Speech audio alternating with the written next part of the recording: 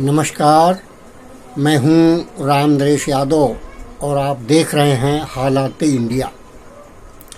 साथियों, आज हम एक बड़े महत्वपूर्ण विषय पर चर्चा कर रहे हैं, जिसके लिए कल हमारे माननीय प्रधानमंत्री जी ने घोषणा की थी आर्थिक प्रोत्साहन पैकेज की। और इसके बाद हमारी वित्त मंत्री निर्मला सीतारमण जी ने जिस प्रकार उसमें से जो प्रोत्साहन राशि दी है, उससे कौन कौन से लोग प्रभावित होंगे, फायदा किसको होगा, नुकसान किसका हुआ है लॉकडाउन से और फायदा किसका होने वाला है। आप ये देखें कि उसमें से 6 लाख करोड़ के पैकेज से सीधा सीधा आधा लाभ दिया गया है। वो है हमारे सूक्ष्म, लघु और मझोले उद्योग,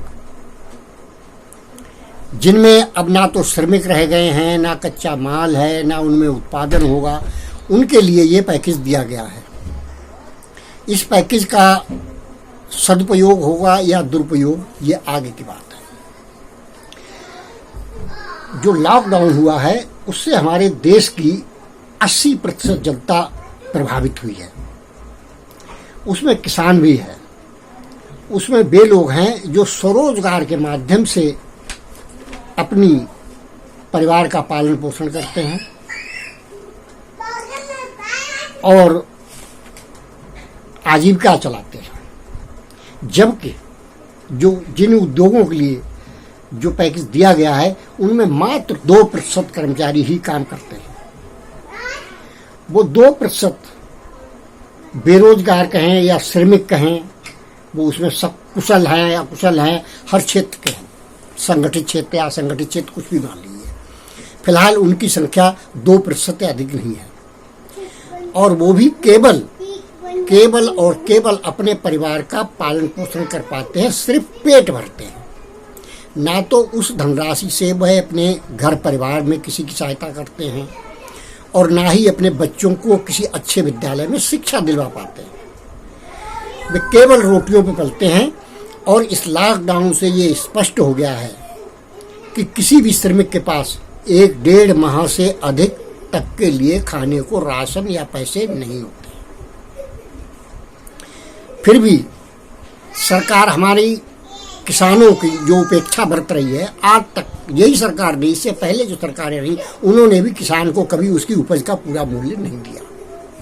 ना तो खाद्यान्न का मिलता है, फल का मिलता है, ना सब्जी का मिलता है, ना दूध का मिलता है। सब उसमें बिचौलिएपना होता है।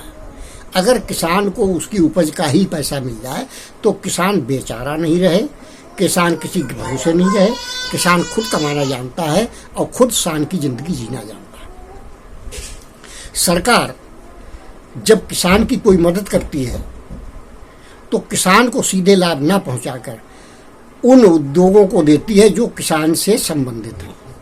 कृषि यंत्र बनाने वाले ट्रैक्टर के कारखानों को सब्सिडी देती है, रासायनिक खाद बनाने वालों को सब्सिडी देती है। इसका लाभ किसान को सीधे नहीं मिलता है, इसका लाभ उद्योगपतियों को ही मिलता है। खैर, जो रासायनिक खादें शुरू की गई, उन्होंने हमारे देश का उत्पादित होने वाला अन्न जहरीला कर दिया है। अब सरकार को चाहिए कि सब जो किसानों के बच्चे थे, श्रमिक थे, उद्योगों में काम करते थे, वो अपने घर पहुंच गए हैं। वो फिलहाल उन उद्योगों में जाने वाले नहीं हैं, अपने घरों पर रहेंगे, खेती किसानी करेंगे। सरकार को चाहिए कि खेती किसानी को प्रोत्साहन दे। और अब किसान को भी चाहिए कि वह सरकार के भरोसे न रहकर अपने स्वयं के साधन किस तरह सृजित करे। इस पर हम और भी चर्चा करेंगे कुछ विशेष जानकारी के साथ कल। और यदि आपको जानकारी अच्छी लगी हो तो इसे लाइक और सब्सक्राइब करें।